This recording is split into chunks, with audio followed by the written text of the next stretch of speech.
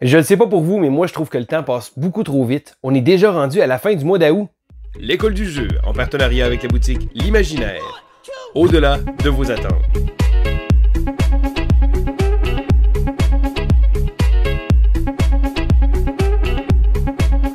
Bonjour et bienvenue à l'école du jeu. Mon nom est Sylvain et on se retrouve pour ce segment Throwback du mois d'août 2020. Et non, ce n'est pas une erreur, c'est le but du segment. Je retourne un an en arrière, revisiter les jeux que j'ai acquis et je vous donne mon avis un an après. Donc, ça fait du bien d'avoir des fois un peu de recul parce que quand on acquiert un jeu, les premières parties, tout est souvent tout nouveau, tout beau. Mais qu'en est-il de notre réelle appréciation avec un petit peu de recul, justement? Et c'est ça que j'aime de ce segment-là parce que moi-même, ça me permet de pouvoir revoir ces jeux-là et me demander si c'est des jeux qui valaient vraiment la peine d'être dans ma collection. Et parfois, je me rends compte que certains jeux, je les aime plus que d'autres et d'autres que j'aime peut-être un peu moins. Je commence donc la liste avec le jeu High Society. Alors, High Society est un jeu de cartes du designer Reiner Knizia. Alors, Reiner Knizia est un designer très prolifique qui a produit une centaine de jeux. Vous seriez vraiment surpris de voir la tonne de jeux qu'il a fait. C'est vraiment impressionnant. Et c'est un jeu que j'avais joué il y a peut-être 3 ans, un jeu de cartes intéressant que j'avais aimé, avec des petites twists intéressantes, et je m'étais dit l'an dernier, hey tiens, j'ai trouvé probablement une copie pas trop chère, il faudrait que j'acquière ce jeu-là. Je me rappelle avoir bien aimé ma partie, c'est un jeu de cartes avec une twist intéressante, fallait pas justement avoir nécessairement le plus d'argent ou le moins d'argent. Voyez-vous, le hic, c'est que je n'y ai pas rejoué depuis. Alors, ça fait probablement 3 ans que j'ai joué à ce jeu-là. Je l'ai dans ma collection, je l'ai gardé, je l'ai pas encore vendu.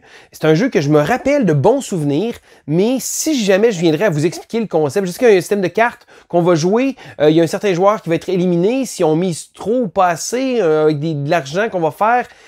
C'est même vague dans ma tête, donc c'est un jeu que je devrais revisiter. Ça s'est pas paru très informatif ce que je vous ai dit, mais que voulez-vous, j'y vais avec mon avis honnête, et c'est un jeu que j'ai partiellement oublié comment ça se jouait. Je continue avec un jeu que j'ai pas oublié comment ça se jouait, celui-là, c'est Hoplomachus Origins. Alors, Hoplomachus est un jeu de la compagnie Chip Theory Games, qui est une compagnie qui est connue pour faire des jeux avec une qualité de matériel vraiment incroyable. Ils ont d'ailleurs fait Too Many Bones ou Cloudspire, et Hoplomachus est un de leurs designs qu'ils ont fait un peu auparavant. Donc j'avais acquis une version Rise of Rome, mais la version Origins se voyait une version un peu plus petite. La boîte était plus petite, le matériel était minimaliste un peu plus, et ça se jouait très très bien en solo.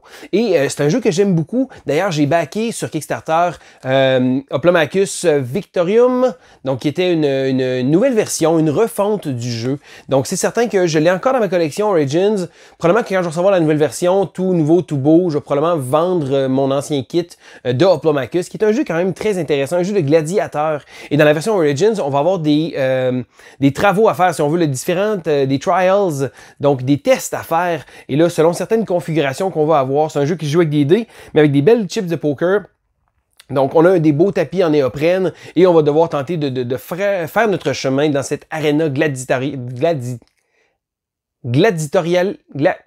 Aréna de gladiateurs. Donc c'est un jeu que j'aime beaucoup. Le prochain jeu que je veux vous parler est le jeu Jaipur. Alors, lorsqu'on parle de jeu qui se joue uniquement à 2 joueurs, Jaipur est souvent un des titres qui revient souvent dans la conversation parce que c'est un jeu de cartes très très intéressant où on va devoir essayer de récolter différentes cartes de couleurs pour aller acheter des jetons avec certaines valeurs, essayer de compléter les choses, on va avoir des chameaux qui vont pouvoir servir de frime et c'est un jeu à 2 joueurs qui se joue très très bien.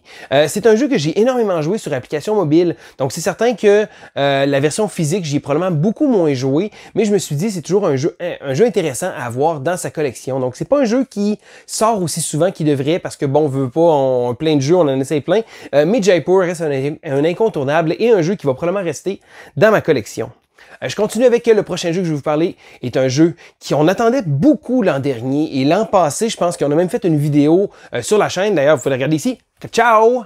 Donc vous allez pouvoir regarder la vidéo de Gloomhaven Jaws of the Lion. Alors Gloomhaven est un jeu iconique, un jeu très important dans l'histoire ludique parce que c'est numéro 1 sur Board Game Geek. C'est également un jeu qui a pris beaucoup de place à Isaac Childress, le designer, est vraiment toute une pointure et il a fait une espèce d'univers incroyable. Le seul problème avec Gloomhaven, qui est un jeu que j'ai énormément joué, c'est que c'est long à placer, il y a beaucoup de matériel, beaucoup de tuiles qu'on va faire et souvent c'est un jeu où on avait une campagne absolument incroyable mais qu'on n'allait pas compléter. D'ailleurs, moi-même, je suis victime de ça. J'ai joué peut-être 25 25-30 parties, et là, le jeu est tombé un peu dans l'oubli. Jaws of the Lion reprend les mêmes concepts de Gloomhaven, donc c'est pas vraiment un Gloomhaven Light, mais le fait dans un format beaucoup plus petit, une petite boîte qui est étonnamment pas chère, donc le prix est vraiment raisonnable comparé à ce qu'on peut voir souvent. Donc il y a vraiment une boîte très remplie, et le jeu, au lieu d'avoir un paquet de tuiles qu'on va placer pour faire les différentes cartes, ça va être un livre, donc un livre histoire. Et là, les premiers scénarios nous mettent la mise en place, nous donnent un peu une espèce d'introduction au jeu, mais rendu à peu près au 5e scénario, on a affaire au vrai jeu Gloomhaven. Donc Gloomhaven est très surprenant comme jeu. Pour ceux-là qui le connaissent pas, c'est un jeu qui a de l'air d'un dungeon crawler parce qu'on a des petites figurines, on va se déplacer dans un donjon, et là on a l'impression que ça va être un dungeon crawler typique. Mais non, Gloomhaven est vraiment un jeu de gestion de cartes très corsé. Et là, lorsqu'on va jouer les cartes, on a une espèce de question de timer, donc on ne pourra pas perdre notre temps. Donc si jamais on voit une pièce qui traîne par terre, une pièce d'or qui traîne par terre, c'est pas nécessairement la bonne chose de se déplacer, d'aller prendre notre temps, d'aller la chercher. C'est un jeu qui est calculé au quart de tour, c'est un puzzle. C'est un jeu qui reprend beaucoup, je pense, de l'essence de Mage Knight. Donc c'est deux jeux différents, mais l'espèce de côté puzzle, le fait que le jeu ressemble à quelque chose, mais ça l'est pas vraiment. Parce que je dirais qu'au final, Gloomhaven est presque un jeu euro, là, vraiment un jeu de gestion de cartes très intéressant et très poussé. Donc Jaws of the Lion, lorsque je l'ai eu, j'étais très content. J'ai fait les premiers scénarios. Je me suis empressé de faire ça, pardon. Je sais que mes collègues Vince et JP également ont commencé le jeu. Et là, moi, au final, j'ai fait les premiers scénarios. J'étais très content. Et comme beaucoup de jeux de campagne ou d'histoire, j'ai pas continué. Donc, c'est vraiment un jeu que je veux continuer. C'est un jeu que j'ai hâte de continuer, mais ça me prend la bonne occasion, le bon moment, la bonne personne avec qui le jouer, parce que c'est un jeu qui est le fun à jouer avec d'autres joueurs. Il peut jouer en solo aussi. Et je pense que c'est drôle parce que autant que j'avais tellement hâte d'avoir Jaws of the Lion, je me suis empressé de jouer rapidement, mais le jeu est comme tombé un peu dans l'oubli, mais ça reste un jeu que je garde dans ma collection, c'est un jeu que j'ai hâte de retrouver, de me relancer là-dedans, parce que je suis certain que quand je vais tomber dedans, je vais faire les scénarios en ligne un après l'autre, mais ça fait déjà plusieurs mois que j'ai pas joué à ce jeu-là. Je pense qu'après le 2-3 mois initial que je l'ai eu, j'ai fait les premières parties, puis après ça, ça me rappelle que je devrais rejouer à ce jeu-là. Le prochain jeu que je vais vous parler, c'est un petit jeu que j'avais backé sur Kickstarter qui s'appelle Micro City. Alors, Micro City est un petit jeu sympathique de ce que je me rappelle parce que j'avais fait une vidéo sur le jeu. D'ailleurs, vous pouvez la regarder ici. Ciao! Donc, j'avais fait une vidéo sur le jeu et après mes premières parties, j'avais joué quelques parties à ce moment-là. Je me suis empressé de faire une vidéo et après ça, j'ai pas rejoué. Le jeu est un peu tombé dans l'oubli, mais pas assez pour le vendre, parce que c'est un jeu que j'ai encore dans ma collection. Un petit jeu qui avait plusieurs petits éléments intéressants. Encore une fois, un jeu que on me demanderait de l'expliquer. Je pense qu'il faudrait que je me remette le nez dans les règles. Parce que dans Micro City, c'est un jeu qui se joue principalement en solo. Bon, il y a un mode à 2 joueurs aussi, mais c'est un jeu je l'avais pris principalement pour le mode solo. On a un aspect de construction, on va devoir construire une ville. On a un aspect avec un dé, avec des différentes tuiles qu'on va placer, générer des ressources, des choses comme ça. C'est un jeu qui tirer un paquet de petites ficelles intéressantes dans une toute petite boîte, mais je sais pas, après avoir joué le buzz initial, j'ai fini par le mettre de côté. Encore une fois, c'est un autre jeu que je devrais ressortir bientôt. Je continue avec un jeu qui, lui, a été un jeu que j'ai joué au complet. Et là, c'est rare parce que je vous parlais de Gloomhaven il n'y a pas trop longtemps. J'ai de la misère souvent. Je commence une campagne, je commence un jeu avec un mode legacy, des choses comme ça, puis souvent, ça va être difficile pour moi de le compléter parce que bon, voulez-vous, hein, j'ai un nouveau jeu ici, un nouveau jeu là, mais il y en a un que j'ai complété, c'est le jeu My City. Alors My City, étonnamment, c'est un jeu de Reiner Knizia, d'ailleurs. My City est un jeu de placement de tuiles, donc des polyominoes avec un thème de ville. Ce qui est intéressant, c'est que c'est un jeu legacy, donc c'est certain que là, lorsqu'on va l'avoir terminé, il y a un mode de jeu qu'on peut jouer, mais le mode évolutif, c'est vraiment ça le cœur du jeu. Et dans ce jeu-là, on va traverser à travers, je crois, 24 scénarios, je suis pas trop sûr. Et là, dans ces 24 scénarios-là, à chaque nouveau scénario, il va y avoir des nouveaux éléments. Donc, des nouvelles façons de faire des points, des nouvelles petites choses. Et là, on va vraiment avoir l'impression que la ville évolue. On va placer des stickers, on va modifier le plateau de jeu comme ça. Ça reste un jeu qui est étonnamment très simple. Mais c'est ça qui est le fun. Ça a été un jeu simple et un jeu legacy que j'ai pu compléter. Et ça, c'est plutôt rare. Donc, je l'ai fait avec un ami. C'est certain que quand on commence avec une certaine configuration de joueurs, l'idéal, c'est toujours de continuer avec ça comme ça. Et j'ai trouvé que le jeu était intéressant. Je suis pas sûr que je le referai une autre fois. Je suis pas sûr que je me rembarquerai en disant « Hey, je vais refaire une autre partie. » Bon, il n'y a pas de choix. C'est pas un jeu narratif nécessairement. C'est comme un rail, puis on suit un peu qu'est-ce qui se passe avec les nouveaux éléments. Mais j'ai trouvé que quand même, c'est un jeu que j'ai complété. C'est un jeu que j'ai joué 24 parties, je pense. Fait que juste ce fait-là, c'est un fait d'armes très intéressant. Là, c'est certain que, bon, j'ai encore ma copie. Il y a un mode de jeu qu'on peut jouer. Je pense que j'ai fait le tour un peu de jeu-là.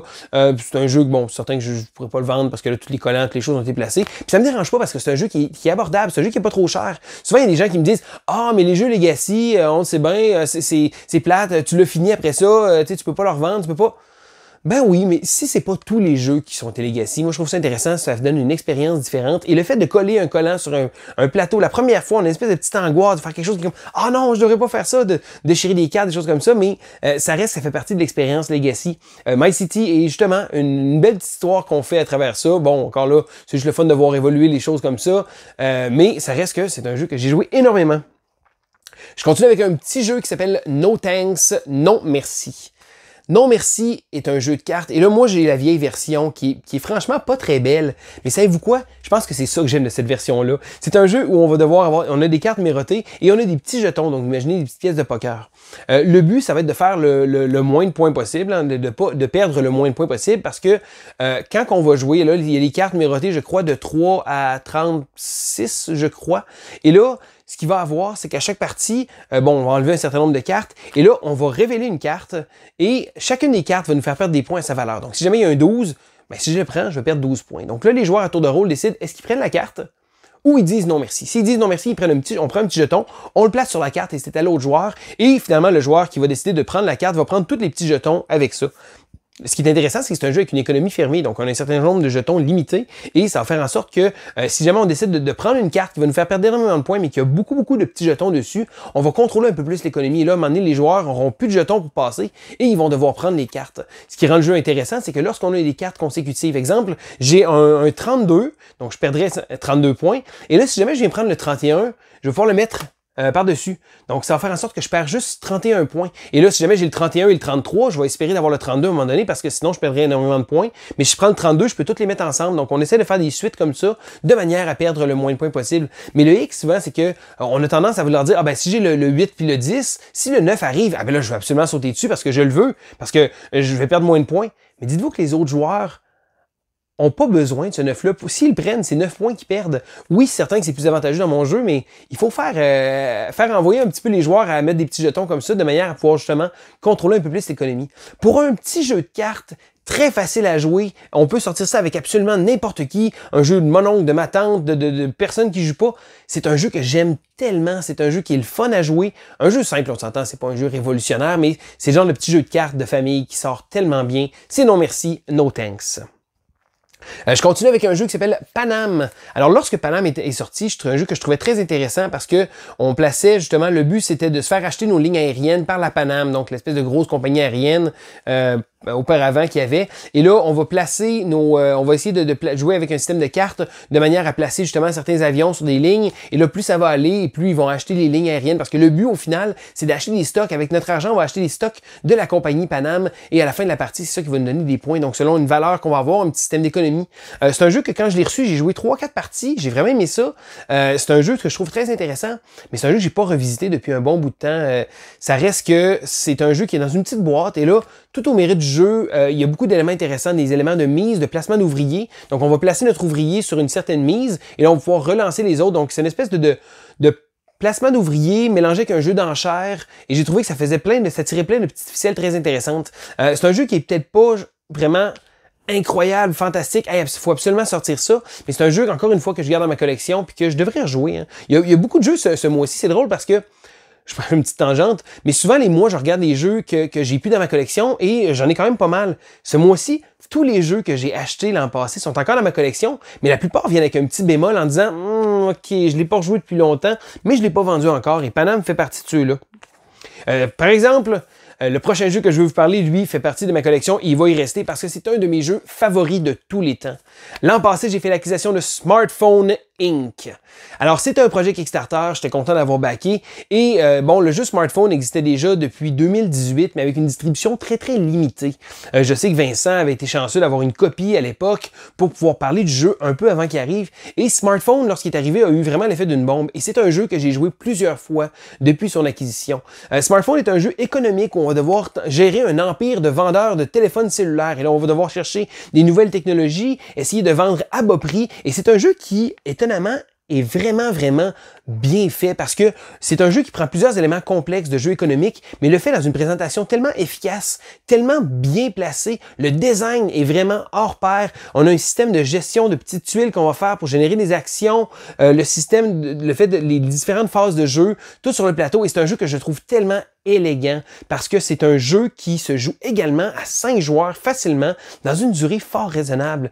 Souvent, le genre de jeu-là, ça va durer plusieurs heures. Dans le smartphone, écoutez, une partie à 5 joueurs, on peut faire ça en 90 minutes, peut-être même 2 heures, tout au plus. Et c'est un jeu qui prend vraiment beaucoup d'éléments très, très intéressants.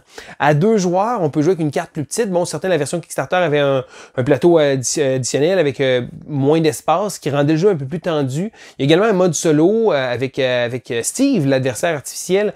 Donc, smartphone est vraiment un excellent jeu, un jeu qui figure dans mon top 10 de mes jeux favoris de tous les temps. Et de tous les jeux que je vous ai parlé, c'est certain que lui, c'est celui que j'aime le plus du groupe. Donc, ça fait le tour de mon throwback du mois d'août 2020. Dans les jeux que je vous ai parlé, est-ce qu'il y a des jeux que vous appréciez, que vous avez joué ou simplement que vous aimeriez découvrir? Gênez-vous pas, mettez-le dans les commentaires. Ça me fait toujours un plaisir de lire vos commentaires, d'interagir avec vous. C'est quelque chose que j'aime beaucoup à l'école du jeu, de pouvoir justement avoir un paquet de commentaires, de savoir justement les avis. Parce que oui, il y a des jeux là-dedans que moi j'ai joué, que j'ai plus ou moins aimé, ou j'ai moins aimé, ou que j'ai plus aimé. Et c'est le fun de savoir qu'est-ce que vous en pensez. Donc, gênez-vous pas dans les commentaires. Je vais aller vous lire et je vais aller vous répondre. Donc, c'était Sylvain pour l'école du jeu et on se dit à la prochaine!